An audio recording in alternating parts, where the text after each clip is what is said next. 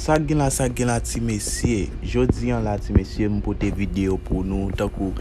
pour moun qui t'a regardé live moi yo nous songe m'te di nous comme ça que m'a fait un championnat entre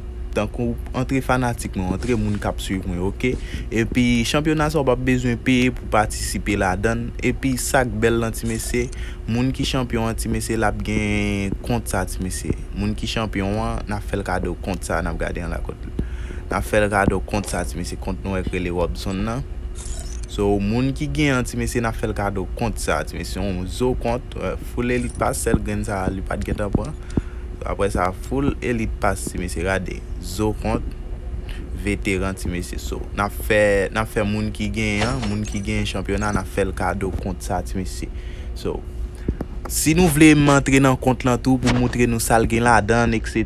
so quittez commentaire comment pour participer là-dedans ti mesye c'est pas un bail qui difficile bien facile pour nous participer. Comment pour nous participer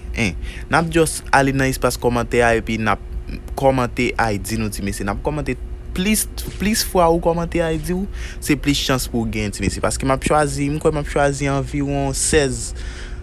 comme ça 16 ou bien 14 nèg men m'a prend pour participer dans championnat, OK ti mesye et puis nèg qui gagne a fait le cadeau compte là ti mesye si toutefois ou ta mais pour monter sous compte là pour me montrer ou sal gain là dedans ti mesye m'a monter sous lui,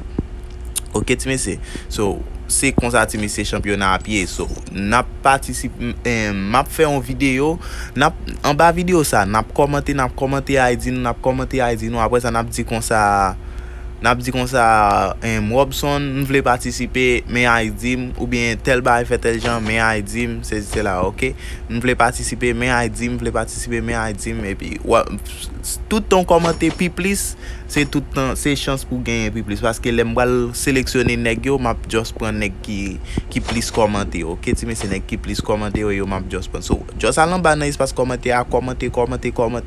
et puis pour ka gain chance pour gagner ti mesye ouais on so compte l'en vétéran pile ti mesye ouais li gen pantalon Angelica ça et puis li gen bleu en tout ti mesye et puis li gen Cobra rad légende là et puis li gen l'autre rad légende là tout côté t'allait oublier non rad légende ça li gen bouya passe là li gen Cobra m'pa songe si li gen rampage là m'koye ou bouya avec Cobra li gen c'est un bel compte mesye bel compte mesye li gen coup de poing là-dedans tout bail ça un bel compte net mesye so fais-moi connaître en bas dans espace commentaire si nous voulons participer puis mettez ID nous ti mesye puis m'a poton l'autre vidéo pour montrer nous tout ça gain ti mesye li gain m'kwel gain 2 am max ou bien 3 am max après ça puis for l'autre am yo presque max ti mesye so